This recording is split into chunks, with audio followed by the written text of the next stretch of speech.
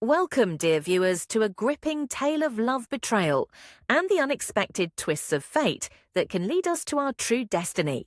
Enjoy the story. A journey of love lost and rediscovered, of sacrifice and redemption, and above all, of a mother's unwavering devotion that withstood all life's storms. Please, sit back and enjoy. With a smile filled with love and pride, Susan watched her son Jacob as he tried on his new wedding suit. Standing tall with dark hair and sharp features, he looked every bit the young man she had raised and cherished. Her boy was getting married tomorrow, and she could hardly believe it. Jacob was carefully examining himself in the mirror, straightening the lapels and smiling with satisfaction as he turned to his mother. "This suit is perfect," he said, nodding in approval. "The color, the fit, everything. I look great, don't I?" "It's perfect on you," Susan replied warmly, though she thought privately about how expensive it had been. "It cost a little extra, but seeing you so happy is worth it.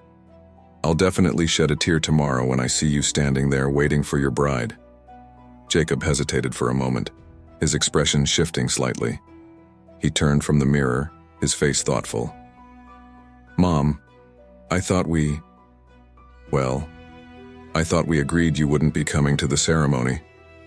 Her heart skipped a beat. "Agreed?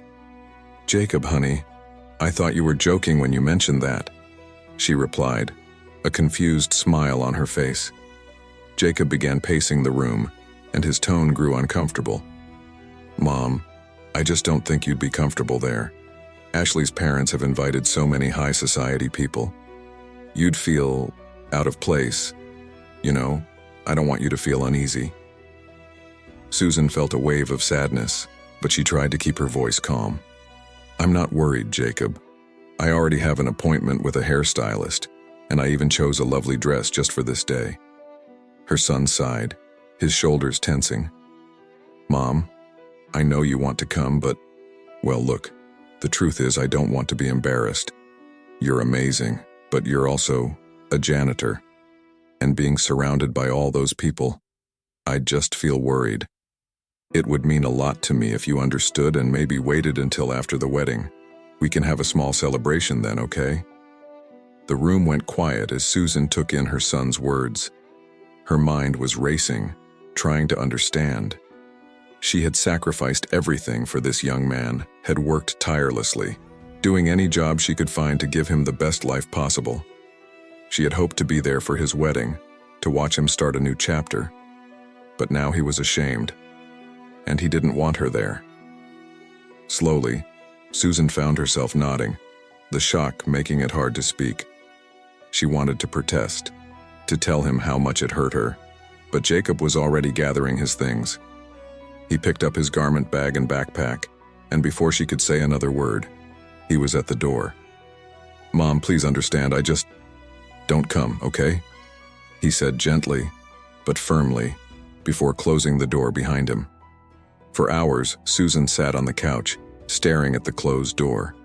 Finally, as dusk turned to night, she turned on a lamp and opened her old family photo album, hoping that the memories might ease her pain. The first photograph was from a time long ago, a picture of herself as a young girl in a simple little dress, next to a woman who had struggled to take care of her. The woman had eventually disappeared from her life, and Susan had grown up alone in an orphanage, a place that was anything but easy. Flipping through the pages, she saw pictures of herself in school, then later working as a young woman in a small roadside cafe where she spent years taking orders, hoping for a brighter future. She stopped on a picture that made her smile, a summer afternoon in a grassy meadow, laughing with a young man who had his arm around her shoulders. His name was Mark, her first love. They had met at the cafe, where Susan had accidentally spilled a glass of juice on him one crowded day. She had been mortified, but he had only laughed it off, reassuring her and offering his hand. "I'm Mark," he had said with a smile. "It's nice to meet you." It wasn't long before they became inseparable, but just as things were becoming serious, Mark left for a job opportunity abroad, planning to return and start a life together. Susan had felt certain of their love, But shortly after he left, her life took an unexpected and heartbreaking turn. One day, the cafe owner, under pressure from a city official, accused her of a cash shortage she had no knowledge of. Before she could even defend herself, she was taken to trial. Believing her innocence would surely come to light, Susan trusted the system, but her public defender barely argued her case. Alone and without support, she was sentenced to prison for 3 years. It was there, in the loneliness of her prison cell, that she discovered she was pregnant. Susan spent every moment determined to make a life for her child. Upon her early release, she faced a difficult reality. Few people wanted to hire a single mother with a record. But she didn't give up. She worked as a janitor, a cleaner, even washed cars, all to provide for her son. Every day was a challenge, but she found joy in small moments with her boy, giving him the best life she could afford. As dawn broke outside, Susan put down the photo album, her heart heavy yet resolved. She couldn't turn back time, but she could take pride in the life she had built for her son. For once, she decided to do something for herself. She gathered her savings, booked a visit to the salon, and selected the best dress she could afford. She would go to Jacob's wedding, not out of defiance, but because she deserved to be there.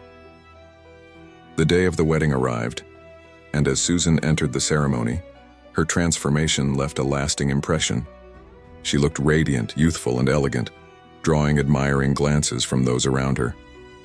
Jacob noticed her too and seemed taken aback, but his words remained unspoken. After the vows, guests congratulated the couple, and Susan found herself approached by none other than the father of the bride's business partner, a familiar face from her past. It was Mark.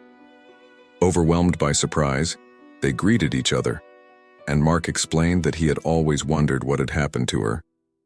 His father had told him she had left with another man, and though he hadn't believed it at first, he had felt unable to question his father's words. He had searched for her, but had eventually given up, returning home with a broken heart. Talking with him again stirred emotions Susan hadn't felt in years.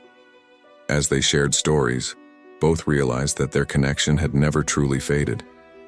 Finally, Susan stood to leave, taking Mark's hand as she glanced back at Jacob, who was watching them with wide eyes. His mother looked younger, happier, and more beautiful than he had ever seen her. For the first time, he felt a pang of guilt and admiration, realizing how much she had sacrificed for him. Seeing them together, Jacob's expression softened. He approached her, humbled. "Mom, I'm so sorry. I didn't understand before. I took everything for granted." Susan gently smiled, and as she took Mark's arm, she replied, "It's all right, Jacob. This is a happy day for you, and I'm glad I could be here to see you find love." She turned to Mark, and with a gentle smile added, "I'd like you to meet your father." In that moment, Jacob understood the depth of his mother's love and strength. The woman he had once taken for granted was someone extraordinary, someone who had given everything without asking for anything in return.